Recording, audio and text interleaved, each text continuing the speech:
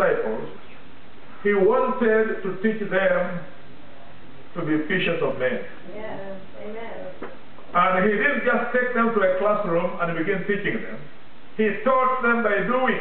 Amen. He went out to all their villages and to all their towns, the Bible says, teaching, preaching, casting out devils, healing all those who were oppressed of the devil, the Bible says. And at one time, the Bible says he had such compassion upon them. Now, the word for compassion is very strong. It actually means that his bowels moved. It's like Jesus, had a running stomach after he saw these people in that kind of situation.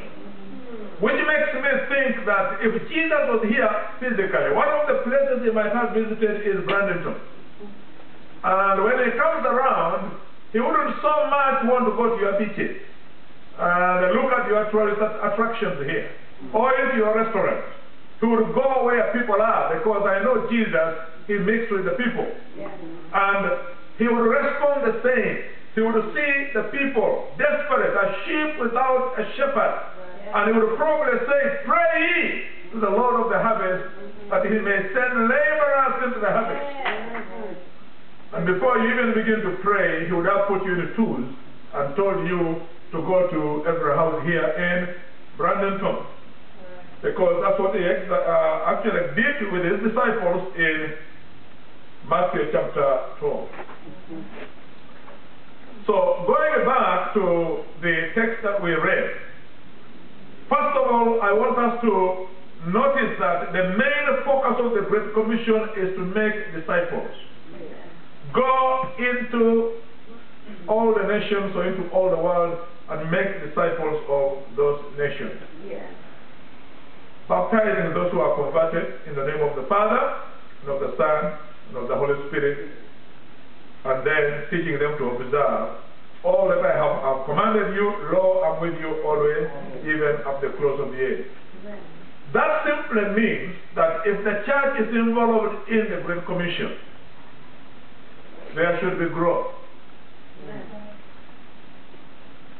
At the time when I thought of beginning giving these consultants to our churches, we had reached a point where we felt that across the country, not many of our churches were growing. And we are supposed to be a Pentecostal denomination. We have planted quite lots of churches. And yet, time comes when congregations just stagnate. They plateau, they decline, they want to grow. And our ministry had hired some experts to carry out a church assessment and strategic planning process together with some of the top leaders. And for one of my assignments, I was required to be attached to them. And that meant I got into lots of their documents.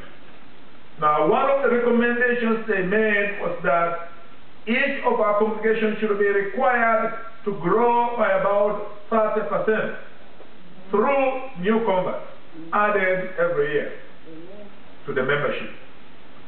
Now, when you talk about a healthy, growing congregation, these experts on this subject tell us that the congregation is healthy and growing if it is adding at least 10% to its current membership through new conversions and baptisms. Not just transfer, not just biological birth, but people who are actually accepting Christ as their Lord and Savior and are being added. What you find, however, in many congregations is that the front door where people come into the church is as open as the behind door, where people get out. So, several people get out each year, the same number comes in. So the number just remains the same, but the people change with time, apart from the leadership and old-timers. And the Bible expects us to grow. It seems to me that right from creation, God gives us the idea that anything which has life should reproduce and should grow. He could have filled the world, all the Americas, Africa, and Asia, with human beings, just like he created fish and said, let there be fish.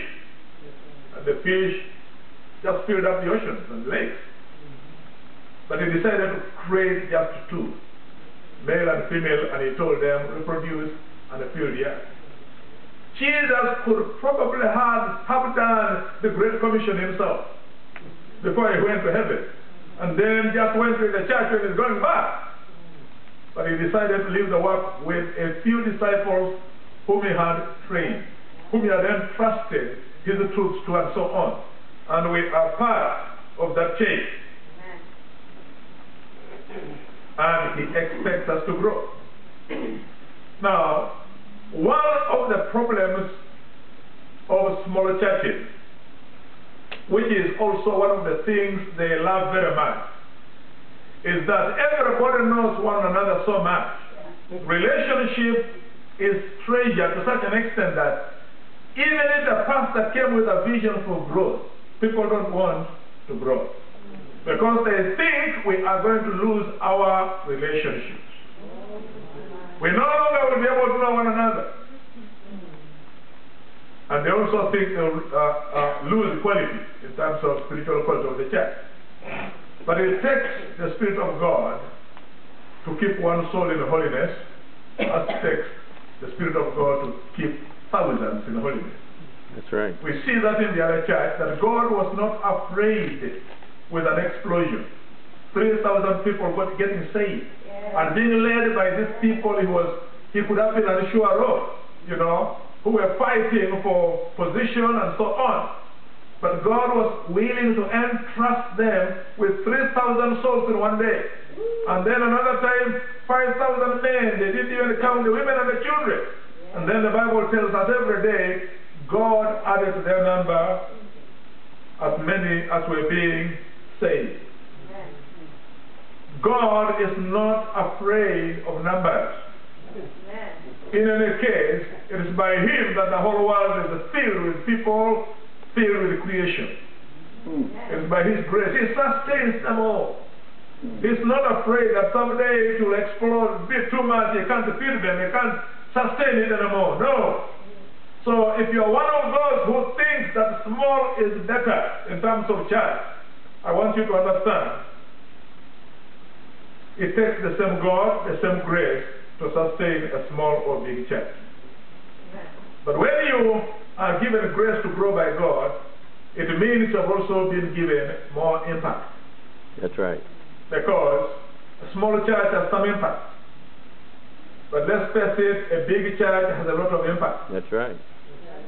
I met an African man who is in Ukraine. He went there to study, but God spoke to him and told him to begin a church. So he began to learn Ukraine. He's black like me. Perhaps darker, I don't know. And he began a church in Ukraine, which at the time I met him in 2005 in a conference, the church was 20,000 members strong, adult members. And I'm told that a number of people in government go to his church. When they important decisions, they consult them because there are many opinion leaders there. And that black man in Ukraine has had a lot of impact. Yeah. For the Lord Jesus Christ. Hallelujah. He could have said, I'm an American. In Africa, we do small things big. Small. The Americans who do big things. But he trusted on the big God, the God of heaven. Yeah. God has grown the church to become the largest church in Ukraine. Because he has been willing to follow some of these principles. Now the scope in terms of this outward task is the unsaved. In Acts chapter 1, Jesus told his disciples not to go away from Jerusalem, but to wait until the Holy Spirit has come upon them, who then enable them, empower them to be witnesses, beginning from their Jerusalem, Judea, Samaria, and to the uttermost parts of the earth.